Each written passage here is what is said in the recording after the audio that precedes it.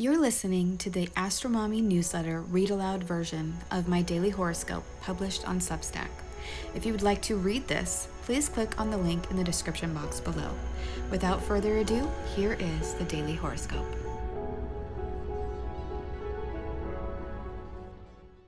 Happy September! The third installment of the sci-fi movie is back, Saturn square Uranus. Daily horoscope for Thursday, September 1st, 2022. Welcome to the AstroMommy Newsletter, a daily horoscope that hopes to shine a light in the dark, helping us all see where we've been, where we are, and where we're going. The AstroMommy Newsletter is a reader-supported publication, meaning it only thrives thanks to the generous support of people like you. The two best ways you can support my work are to share this newsletter with a friend and to consider upgrading to a paid subscription. Whether you're a first-time reader or a long-time subscriber, thanks for being here. I truly appreciate you being in my community. I hope you enjoyed today's horoscope and card reading. Blessings. Good morning, friends. Welcome to September. As my teacher, the Leo King, always says on the first day of the month, rabbit, rabbit. I am excited to start this new month. I have missed writing the daily horoscope every day, so it feels good to get back into the swing of things. I have a new client 2 reading special going on where you get 2 chart readings, a natal and a solar return, for a discounted price. You can find a link to that special at the bottom of the newsletter. If you have any comments or questions, you can reply to this newsletter or send me a private email. Okay, now let's get into the astrology. Remember that scene in the second Jurassic Park movie, The Lost World, where the T-Rex is brought to the mainland from the island on a ship but ends up breaking out and causing a bunch of ruckus in San Diego? Thankfully, Malcolm and Sarah are able to get the dinosaur back on the ship and return to the island before too many lives are lost.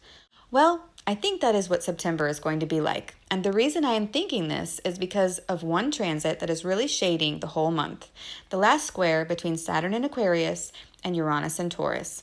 I'm not saying that it's going to be quite that dire, but it could feel kind of like a sci-fi thriller, metaphorically at least. These two planets started squaring each other in December of 2020 and had a nice little tango full of tension all last year in 2021. But this is their final square before they move far enough away from each other to stop shattering our reality. We'll start out September with Saturn and Uranus only 1 degree and 42 minutes apart. Saturn at 20 degrees and 36 minutes and Uranus at 18 degrees 53 minutes. Over the course of the month, they get closer and closer to the square point, both ending at 18 degrees. Saturn at 18 degrees 58 minutes and Uranus at 18 degrees 20 minutes. It's not too far after the end of September, on October 3rd, that they are the closest they will get to the square, at only 37 minutes away. So the square never perfects down to the exact astronomical minute. In astrology, this is important, but all of September they are within orb of each other, and we will all be feeling their effects. Saturn wants structure and tradition, and Uranus wants freedom and to break away from convention. So put these two together and you have a T-Rex breaking out of the ship's hold and running amok around the city. But remember, Malcolm and Sarah are able to shoot the T-Rex with a tranquilizer and get it back on the ship. It's like a colossal disaster that is averted, and I feel that since the square between these two planets will not be perfecting to the exact minute, we may have a glimpse of how our world could get turned upside down, but then something comes in and saves the day. So, here comes our first night in shining armor of the month. On September 1st, Mars and Gemini will be forming a sextile with Jupiter and Aries. This energy brings help, aid, relief, and support to the situation. Since this is a sextile between the yang energies of air and fire, this is an opportunity that falls into our laps, and we better take it. It's like when Sarah in the movie gets a clear shot to shoot the T-Rex and doesn't hesitate. It will be just what we need to deal with the underlying energy of Saturn square Uranus.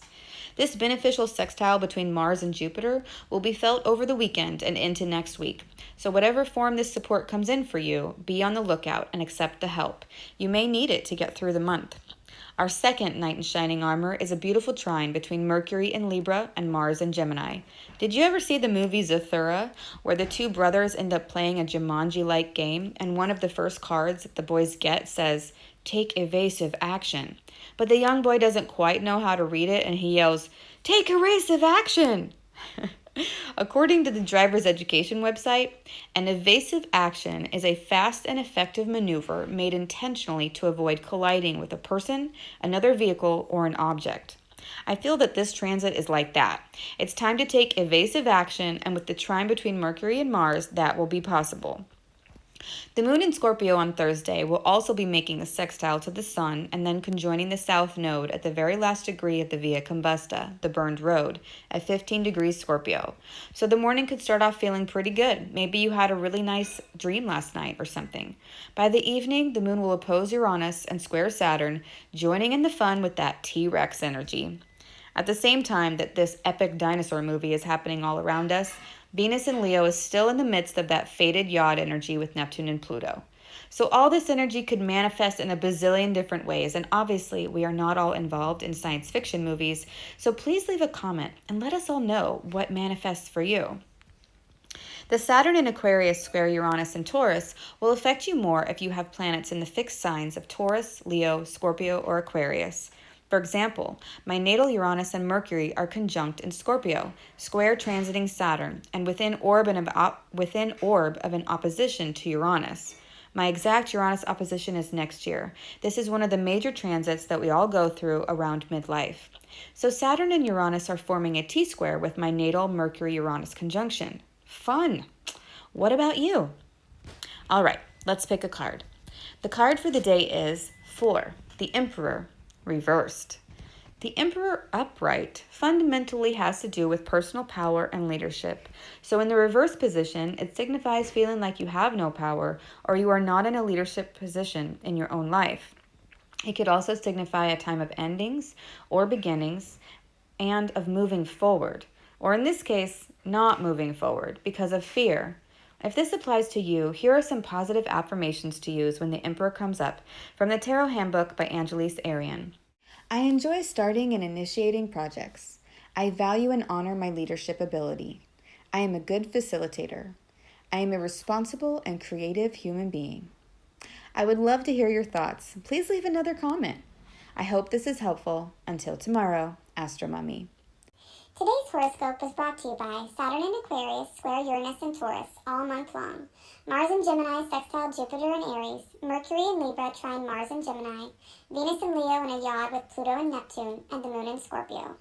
Quick links and resources can be found at the bottom of the newsletter. If you purchase anything through the affiliate links that I provide in the newsletters, I will make a small commission, but there are no additional costs to you. I don't share or recommend things that I don't 100% believe in and use myself. Thanks for listening.